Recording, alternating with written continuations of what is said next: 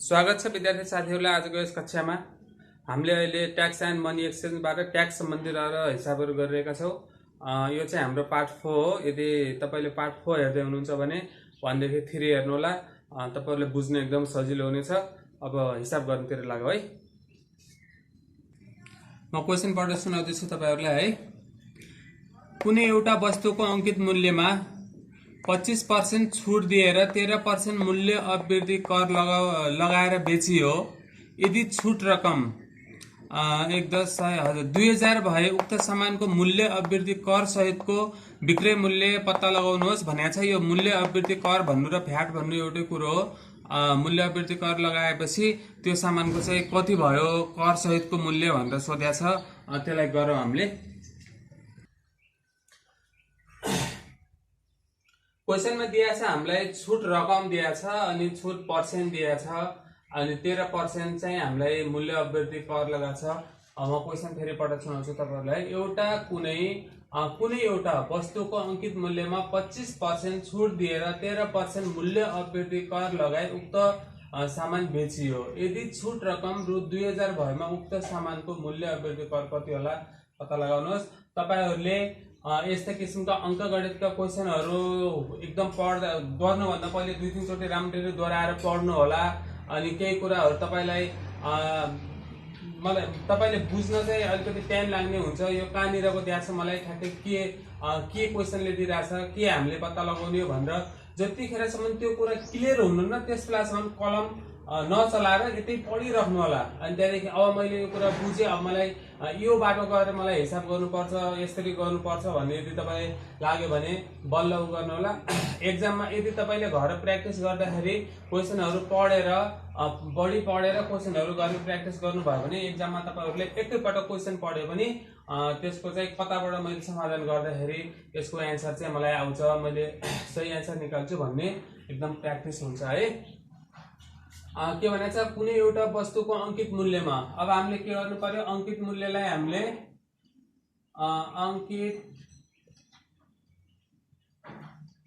हामीले x मान्नु पर्यो है। x मानौं, अंकित मूल्य x मानौं। अनि अंकित मूल्यमा 25% छुट दिएर 13% मूल्य अवृद्धि कर लगाएर बेच्यो। यदि छुट रकम यति भएको भए, अब छुट रकम हामीले 2000 दिएको छ, छुट पर्सेन्ट हामीलाई यता 25% दिइराछ भनेपछि यो सिधा हिसाबले कस्तो भयो भने x को 25% भनेको हाम्रो कति हो त 2000 भन्नाले यो कस्तो भयो x पर्सेन्टलाई हामीले यसरी लेख्यौं 2000। अब 25x भनेको हो कि न, यताबाट क्रस मल्टिप्लाई भयो यसको। अब x भनेको हाम्रो कति आउँछ त्यहाँबाट, यसलाई चाहिँ हामीले 25 छ त्यसले गर्नु पर्यो। यो चाहिँ कति हुन्छ 25 ले चाहिँ 8 पटक काटेपछि 200 लाई काट्छ हो कि न। अनि बाँकीको यो 0 0हरु छँदै छ भनेपछि x भनेको हाम्रो कति आयो 1 10 100 1000 8000 रुपैयाँ चाहिँ आयो। x भनेको कति हुन्छ रु 8000 रुपैयाँ आयो। x भनेको हाम्रो के हो अंकित मूल्य हो। अब हामीले के भनेको छ भने यसमा चाहिँ 13% भ्याट लगाएर भनेर भनेको छ। x भनेको हाम्रो अंकित मूल्य हो है। अब यसको काम सिद्धियो। अब मैले सिधै x भनेको अंकित मूल्य लेखेर यहाँबाट सुरु गर्छु है। हाम्रो कति छ अब अंकित मूल्य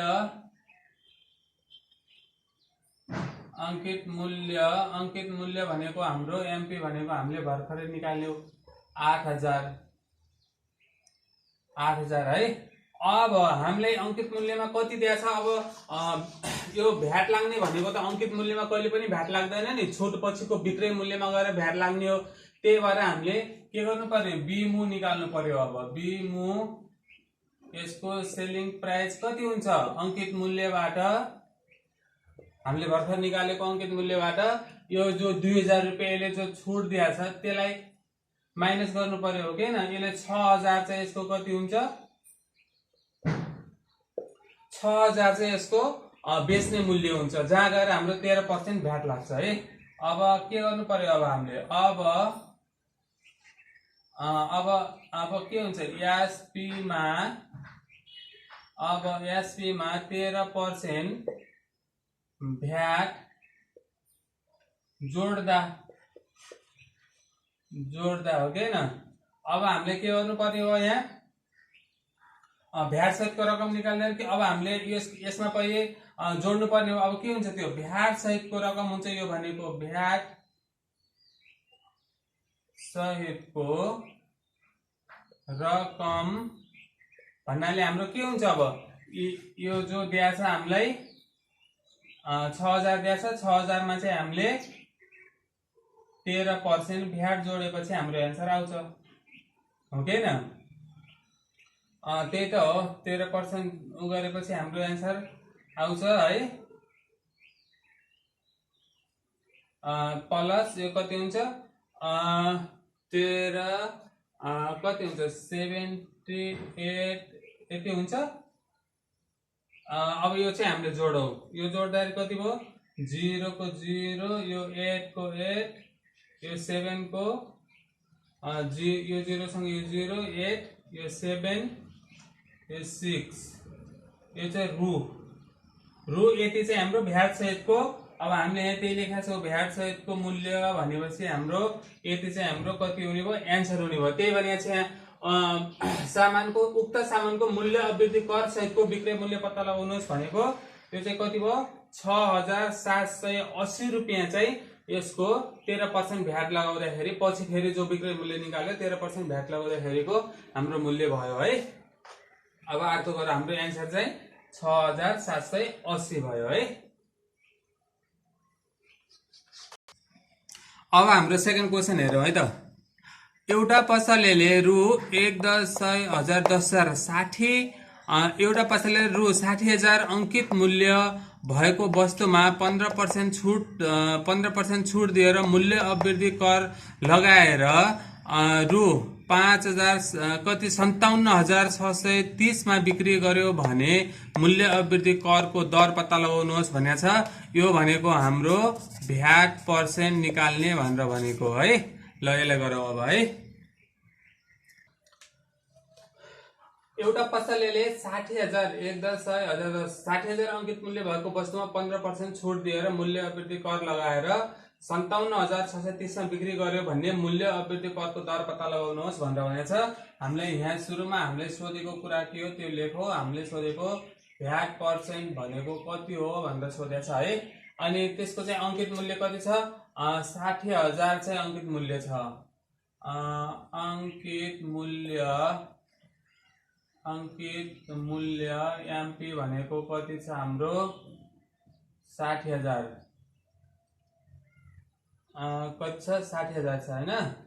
यति छ 1 10 100,000 10,000 60,000 भएको वस्तुमा 15% छुट दिएर छुट पर्सेन्ट भनेको 15% छ। अब हामीलाई के निकाल्नु पर्यो, यहाँ छुट पछिको रकम निकाल्नु पर्यो हैन। छुट पछिको रकम भन्नाले हाम्रो जो विक्रय मूल्य हुन्छ त्यो चाहिँ निकाल्नु पर्यो हामीले, हो किन। अब छुट पछिको रकम निकाल्दाखेरि या त पहिले हामीले के गर्यौं भने यसको चाहिँ 15% निकालौं। कति छ एमपी को 15% निकाल्दाखेरि एमपी को 15% निकाल्दा है यसरी गरौँ। यसलाई निकाल्दा एमपी को 15% निकाल्दाखेरि कति हुन्छ, हामीले चाहिँ 60,000 को 15% हो कि हैन। यो 0 ले यो 0 काट्यो कति हुन्छ 15 छका 90 यतातिर भयो, यो दुईटा 0 यिनीहरु भयो हैन। 1 10 100 1000 9,000 रुपैयाँ भनेको हाम्रो यो भनेको कति रहेछ छुट रकम रहेछ। यो भनेको हाम्रो छुट रकम रहेछ किनकि 15% त छुट दिया हो नि, हो कि हैन। 15% छुट दिएपछि अब के हुन्छ छुट रकम भनेको 9,000 रुपैयाँ 9,000 रुपैयाँ। अब हाम्रो के निस्किन्छ यहाँबाट छुट रकम यति भइसकेपछि अंकित मूल्य चाहिँ 60,000 छ, छुट रकम 9,000 छ भनेपछि हाम्रो विक्रय मूल्य एसपी भन्ने निस्किन्छ कि निस्किन्न यहाँबाट। अब त्यसलाई माइनस गर्ने 60,000 बाट 9,000 माइनस गर्ने, यो गर्दा कति आउँछ 51,000 आउँछ। 1 10 100 10,000 51,000 भनेको हाम्रो के हो यसको विक्रय मूल्य एसपी भनेको हाम्रो 51,000 भयो हो किन। अब यसमा गएर भ्याट लाग्ने हो किन, यसमा गएर चाहिँ हाम्रो भ्याट लाग्ने हो। यसलाई सिधै मैले माथि लेख्दै यसलाई एसपी भनेको, अब एसपी भनेको कति छ 51,000 आछ है। अब हामीले यसलाई कसरी गर्न सक्छौं भनेपछि यसलाई चाहिँ हामीले कसरी गर्न सक्छौं भनेपछि मानौ भ्याट पर्सेन्ट बराबर x। 51,000 मा x% भ्याट लागेर त्यसमा फेरि 51,000 जोडेपछि हाम्रो जम्मा भ्याट सहितको जो विक्रय मूल्य दिएको छ भ्याट सहितको विक्रय मूल्य हुने हो किन। त्यही भएर के हुन्छ 51,000 को x% निकालौं हामीले। अब यो 0 ले 0 काट्यो, यो कति हुन्छ 510x हुन्छ हो कि नि। 510x भनेको हाम्रो कति हो भ्याट रकम हो। भ्याट रकम भनेको हाम्रो कति आयो 510x भनेको भ्याट रकम हो। अब भ्याट रकममा हाम्रो जो एसपी हुन्छ त्यसलाई जोडेपछि हाम्रो भ्याट सहितको जम्मा रकम आउँछ जो हामीले यहाँ दिइराखेको छ हो किन। अब भ्याट सहितको के हुन्छ, अब भ्याट सहितको जम्मा रकम बराबर के हुन्छ हाम्रो यहाँको यो जोड्ने हुन्छ, यहाँको यो 51,000 प्लस यो भनेको छ 510x छ। अब हाम्रो यो बराबर हामीले क्वेशनमा दिएको पनि हुन्छ हो किन। कति 57,630 रुपैयाँ हुन्छ। अब यसलाई हामीले यहाँबाट गरौँ है 57,630 हुन्छ। यसलाई चाहिँ कति हुन्छ, अब यसलाई यतैतिर राखौ 510x लाई यतैतिर राखौ, यसलाई चाहिँ यतातिर लगाऊ, यता लगाएर माइनस गर्नु पर्यो नि यसलाई x मात्र निकाल्नलाई त हो कि हैन। अब यो माइनस गर्दाखेरि कति हुन्छ 57,630 51,000 भनेपछि 6,630 रुपैयाँ हुन्छ। यो भनेको हाम्रो कति हो, यो भनेको हाम्रो 510x भनेको हुन्छ हो किन। अब x मात्र निकाल्नु पर्यो हामीलाई, x मात्र निकाल्दाखेरि के हुन्छ, यो x मात्र निकाल्दाखेरि त्यताबाट यता आछ है, यो बुझ्नु होला।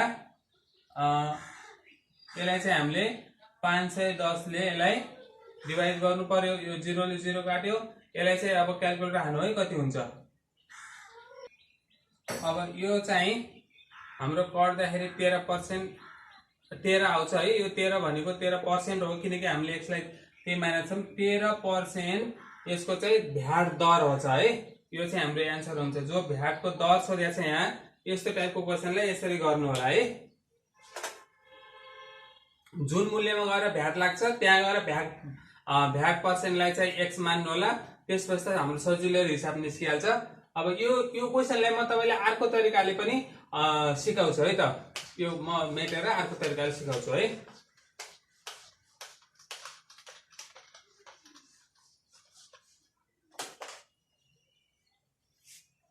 अब यसलाई अर्को तरिकाले हेर्दाखेरि म तपाईलाई अलिकति जुन तरिका सजिलो लाग्छ त्यो तरिकाले गर्नु होला भनेर यो गरिदिन्छु है।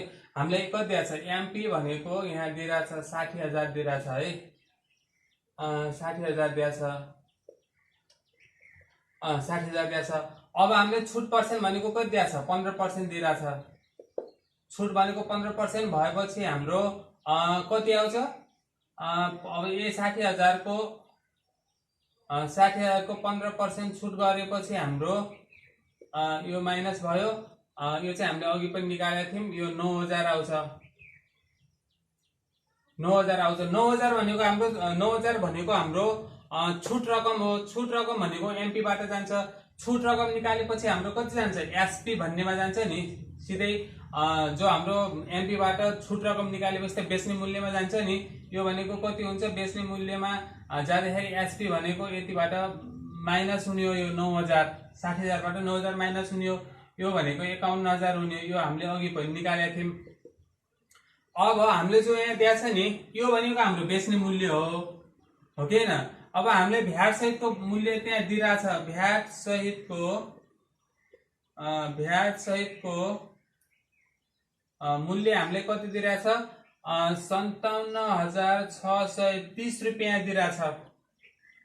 अब हामीले बेच्ने मूल्यबाट भ्याट सहितको मूल्य दिएछ भने यो माइनस गरेपछि हाम्रो भ्याट रकम त सिधै निस्किने भयो नि यहाँ, हो कि हैन।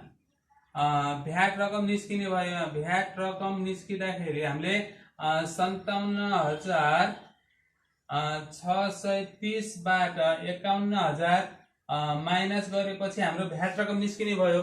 यो भ्याट रकम निस्किने कति हुन्छ, यो पनि हामीले अघि न 6,630 रुपियाँ निकालिसकेका थियौँ।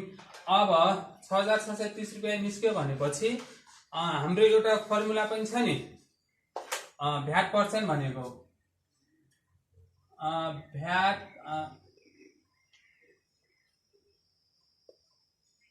भ्याट पर्सेन्ट भनेको के हुन्छ, भ्याट रकम अनि यहाँ तल चाहिँ के हुन्छ, एमपी हो कि हैन। के अरे एमपी नै एसपी, एमपी बाट घटेर आइसकेको एसपी बाट हुन्छ यो। अनि 100 हैन, यो भनेको कति छ हाम्रो, यति छ। अनि हाम्रो यता एसपी भनेको बेच्ने मूल्य चाहिँ कति भएको थियो, माइनस गरेर 51,000 भएको थियो, हो कि हैन। 1 10 100,000 10,000। अनि यसलाई 100 ले यता मल्टिप्लाई गर्नु पर्यो, यो 0 कट्यो। अब 510 लाई 510 ले त्यो उलाई चाहिँ गर्दाखेरि कति आउँछ, 13% आउँछ। यो पनि हाम्रो यतातिरबाट फर्मुलाबाट पनि निस्किन सक्छ है, भ्याट पर्सेन्टबाट। भ्याट पर्सेन्ट भनेको 13% रहेछ। यसरी पनि हामीले गर्न सक्छौँ है, प्रतिशत लेखौ। भ्याट प्रतिशत भनेको 13% हुन्छ। यसरी जसरी तपाईहरुलाई सजिलो लाग्छ त्यसरी गर्नु होला। अर्को क्वेशन हेरौँ है। अब हामीले भने एउटै सामानमा 20% छुट गरी 13% मूल्य अवृद्धि कर लगाउँदा क्रेताले 520 रुपियाँ मूल्य अवृद्धि कर तिरेका छन् भने, यिनले जो मूल्य अवृद्धिको करको रकम छ त्यो 520 रुपियाँ तिरेका छन् भने कति रकम छुट पाएका होला नि पत्ता लगाउनुहोस् भनेर भनेको छ। अब यसलाई के भनेको छ, सबभन्दा पहिले छुट प्रतिशत भनेको कति छ हामीलाई, छुट प्रतिशत भनेको 20% छ। छुट पर्सेन्ट भनेको 20 छ, हो कि हैन। अनि भ्याट लगाछ कति, त्यसमा भ्याट भनेको 13% लगाछ। अब मानौ अब छुट त गर्यो, केमा छुट गर्यो त, अंकित मूल्यमा नै छुट गर्छ। मानौ अंकित मूल्य भनेको हामीले नदिएको हुनाले हामीले अंकित मूल्यलाई x मानौ, हो कि हैन। अंकित मूल्य बराबर x मानौ। अब x को 20% छुट गर्यो, x माइनस x इन्टु 20 बटा 100, हो कि हैन। यो कति हुन्छ, 100x माइनस यति हुन्छ है यो। अनि त्यहाँदेखि यो चाहिँ कति भयो, माथि माइनस भयो, 100x यति भयो। अब यो अझै 0 पनि कट्यो, 8x/10। 8x/10 भनेको हाम्रो के भयो भने यो छुट पछिको रकम भयो। हाम्रो छुट पछिको रकम भनेको कति भयो, छुट पर्सेन्टबाट हामीले निकाले भयो हुनाले यो रकमतिर गयो, हो कि हैन। अनि छुट रकम, छुट पछिको रकम, छुट रकम हैन, छुट पछिको हो यो। छुट पछिको रकम वा यसलाई एसपी पनि भन्न सकिन्छ फेरि है। छुटपछिको रकमलाई त एसपी भन्छौँ नि हामीले। छुटपछिको रकम बेच्ने मूल्यलाई एसपी भनेको हाम्रो कति आयो 8x/10 आयो हो कि हैन। किनकि हामीले छुट पर्सेन्टबाट निकालेका छौँ अनि अंकित मूल्यलाई चाहिँ x मानेछौँ अनि त्यही भएर हाम्रो यो कति आयो एसपी आयो। अब यसमा गएर 13% भ्याट लगाएको छ उले 13% भ्याट लगाउने हो यसमा गएर है। अब 13% भ्याट लगाउँदाखेरि हाम्रो कति हुन्छ अब 13% भ्याट लगाउँदाखेरि भ्याट रकम मात्रै हाम्रो कति छ 520 रुपैयाँ छ भन्नुको अर्थ कति हुन्छ 8x/10 को 13% भनेको हाम्रो 520 रुपैयाँ हो हैन। यो भनेको हाम्रो कति हो 520 रुपैयाँ हो। 13 र 8 यो कति हो 24 को 8 र 24 को 4 यता 13 गरे यो 9 8 र 24 को 4 2 भनेपछि यो 10 भयो यति भयो हैन। 10x भनेको यो कति भयो यतातिर चाहिँ 0 0 भयो यतातिर भयो हैन। यो अब कति 104x भनेको कति हो 520 लाई 13 बाट आएर मल्टिप्लाई गर्ने हो। अब x भनेको कति हुन्छ x भनेको 20 अनि 000/104 यसलाई अब उसमा क्याल्कुलेट गरेर त कति हुन्छ यो चाहिँ हाम्रो 5000 रुपैयाँ आउँदो रहेछ। x भनेको कति आउँदो रहेछ 5000 1 10 100 1000 5000 रुपैयाँ आउँदो रहेछ। x भनेको हाम्रो फेरि के हो x लाई हामीले अंकित मूल्य माने थियो है। x भनेको हाम्रो अंकित मूल्य माने थियो हामीले x लाई। अब अंकित मूल्य x अंकित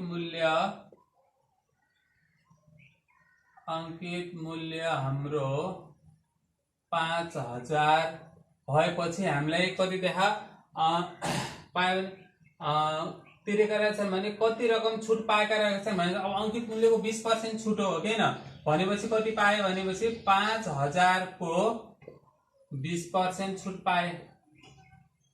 यो 0 ले 0 भयो यो 10 अनि दुईटा 0 यहाँ भएपछि कति हो 1 10 100 1000 1000 भनेपछि यसले छुट रकम भनेको हाम्रो कति भयो छुट रकम कस्टमरले पाएको छुट रकम भनेको रु 1000 भयो। यो चाहिँ हाम्रो एन्सर भयो है। यस्ता किसिमको क्वेशनहरु सजिलै गर्न सक्नुहुन्छ। त्यति गाह्रो हुन्न। अलिकति क्वेशन यता गर्नु भन्दा पहिले चाहिँ राम्ररी पढेर मैले कताबाट गर्नुपर्छ भन्ने त्यो किसिमको चाहिँ अलिकति सोचेर चाहिँ यो गर्नु होला है। हुन्छ साथीहरु आजलाई यति नै। बाँकी हिसाबहरु फेरि अर्को क्लासमा गरौँला है। यदि कसैको माध्यमबाट तपाईहरुले यो भिडियो पुगेछ यो च्यानल तपाईहरुसँग पुगेछ भने पनि तपाईहरुको साथीहरु जो अहिले पढ्दै हुनुहुन्छ 9 10 मा पढ्दै हुनुहुन्छ त्यहाँहरुसम्म यो च्यानल चाहिँ पुर्याउनु होला। अनि तपाईहरु पनि यदि 9 10 मा पढ्दै हुनुहुन्छ भनेपछि च्यानललाई सब्स्क्राइब गर्नु होला। तपाईहरुले एकदमै म्याथमा चाहिँ हामीले एकदमै सजिलो तरिकाले हिसाबहरु सिकाएर तपाईहरुले एक्जाममा राम्रो भन्दा एकदम राम्रो मार्क्स ल्याउने तपाईहरुको राम्रो मार्क्स ल्याउने चाहिँ हाम्रो उद्देश्य छ। त्यही भएर च्यानललाई सब्स्क्राइब गरिदिनु होला अनि तपाईको साथीहरुसम्म पनि यो च्यानल पुर्याइदिनु होला है। ल